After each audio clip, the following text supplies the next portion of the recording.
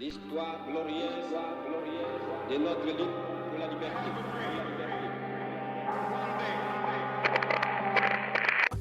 Bien le bonjour à tous mes très chers podcasteurs. Aujourd'hui, je vais vous parler de Martin. Non pas Martin Fretter, malgré que cet homme soit le plus attirant sur cette terre, mais plutôt de Martin Luther King. Vous savez, celui qui a fait ce magnifique discours devant des milliers de personnes à Washington le 28 août 1963. Just be you. Be proud of you because you can do what we want to do. Non, là c'est juste François Hollande, je me suis trompé. Ça c'est celui de King. I have a dream that my 4 little children will one day live in a nation where they will not be judged by the color of their skin but by the content of their character. I have a dream today. King, dans ce fameux discours, nous dit qu'il a un rêve. Ce rêve est qu'un jour ses 4 petits-enfants ne soient pas jugés par la couleur de leur peau, mais plutôt par leur caractère. Mais pourquoi Luther King est-il si connu ? Simplement parce qu'il a dit non au racisme. Non, on veut pas. Il a plutôt dit oui à l'égalité raciale aux États-Unis. Pour revenir à tout ça, on va retracer le début. Son histoire commence réellement en 1955. Mais alors, pour quelle raison ? Eh bien, il a organisé à lui seul un boycott de tous les bus à Montgomery, en Alabama. Et vous allez me dire encore une fois, mais pourquoi ça ? Il l'a fait pour le plaisir. Non, je déconne bien évidemment, il l'a fait pour protester contre l'arrestation de Rosa Parks. Rosa était une femme afro-américaine, et pour ne pas avoir cédé sa place à un homme blanc dans le bus, elle se fera arrêter. Oui, à cette époque, les Noirs devaient laisser leur place aux Blancs dans le bus. Cet événement sera celui qui lancera cet énorme boycott de bus qui va durer non pas 1 jour, ni 2 jours, mais 386 jours. Ça fait presque une année. 2, 3, 4... Ah non, pardon, ça fait plus qu'une année.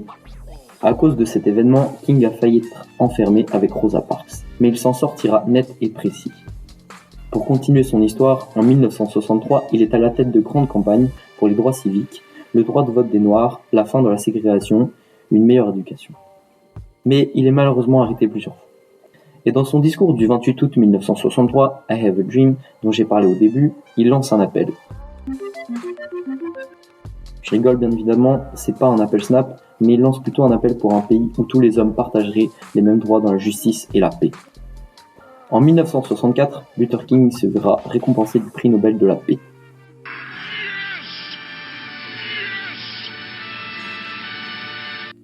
Il est le plus jeune détenteur de ce prix car à ce moment-là, Luther King a seulement 35 ans. La plupart des droits pour lesquels il milite sont votés comme loi avec le Civil Rights Act de 1964 et le Voting Rights Act de 1965.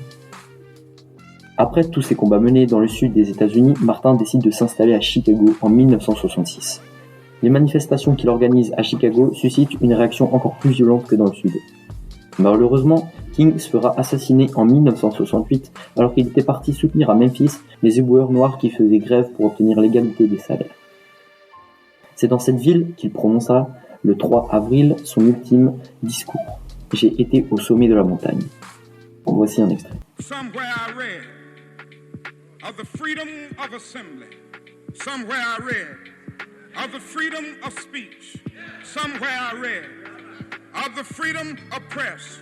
Somewhere I read that the greatness of America is the right to protest far right.